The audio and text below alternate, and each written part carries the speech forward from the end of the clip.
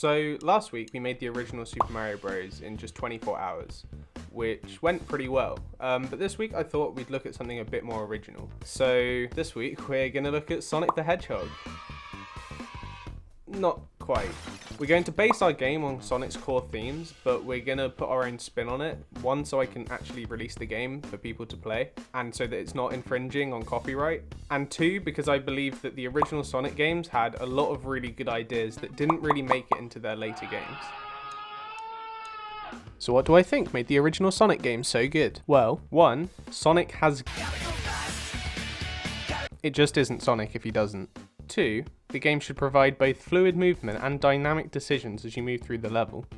3, the game should aim to maintain a fast pace with very few lulls in the action. Okay, so let's start with some art. I'm going to use this art pack from Clean Cut Games on itch.io.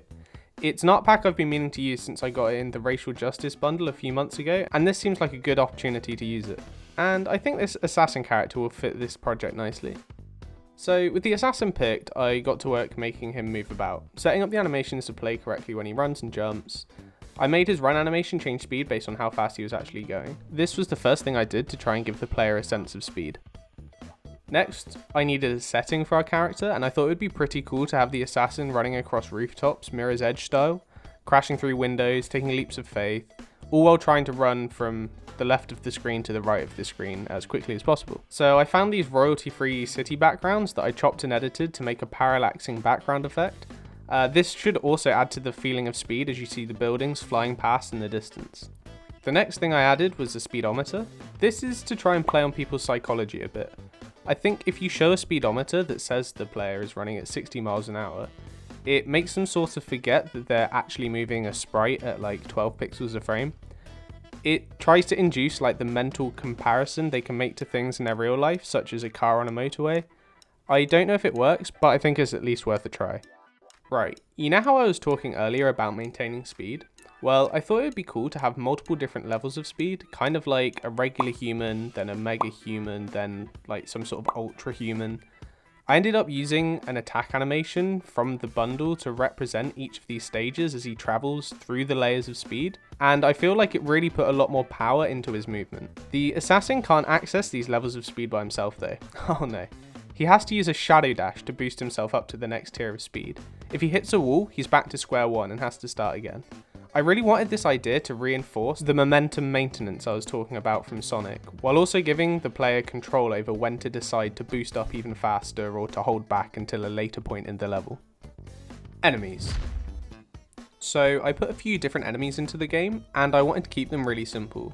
The running knight, the flying demon, and the static demon. Each one will act as a different obstacle for the player in their own ways. All of the enemies have knockback proportional to your speed when you crash into them. I combined that with freezing everything for a few frames when you get hit to really emphasize the impact of the hits. But here's the really key bit. If you get hit by an enemy once or a million times, you don't die. That's because the punishment is speed. The more you get knocked back, the slower you reach the end of the level. This will give new players a chance to have as many attempts as they like at the level, but more experienced platform players will be aiming to play the level perfectly, without any enemy fist-induced penalties. Slopes. They look cool when you're running fast. They're also quite strange to implement. At least the way I did it. You need to check a certain space ahead, and if that is still close enough to the ground, you sort of glue the assassin down to the floor so they don't think they're hitting a solid wall, or moving, then falling, then moving, then falling, and so on. Non-unity particle system particle effects. I know it's almost unheard of, but I make my own in Game Maker, and they still add more crunch to the movement. They make it look like you're running fast as the assassin kicks up dirt from his insane speed. I then added spring buttons that allow instant increase to top speed in a given direction. I think I'll mainly place these in positions where I want to add some challenge that requires a loss in horizontal momentum, like an upward jump spring, so the player can still resume at full speed almost straight away. I also added time sensitive jump pads, but I don't know how useful they'll actually be in the context of the game's design. Grind rails. Mainly, they just look really cool. They do behave a bit differently to normal running, you sort of slide along them without any input, but their main purpose is to just look good.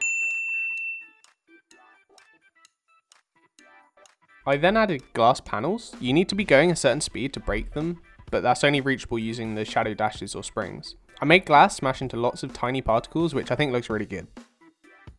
Wow, that's great. The final component I added were swings. They let our assassin change direction without losing too much momentum. This will help the game be less one-dimensional and hopefully open up more level design possibilities. And with that, I have all of the components set up to make my levels, but no actual levels yet, so I don't really have a proper game on my hands. So next week, I'll be back with some level design and a couple more usability features, and it should be ready to publish. And until Friday next week, goodbye.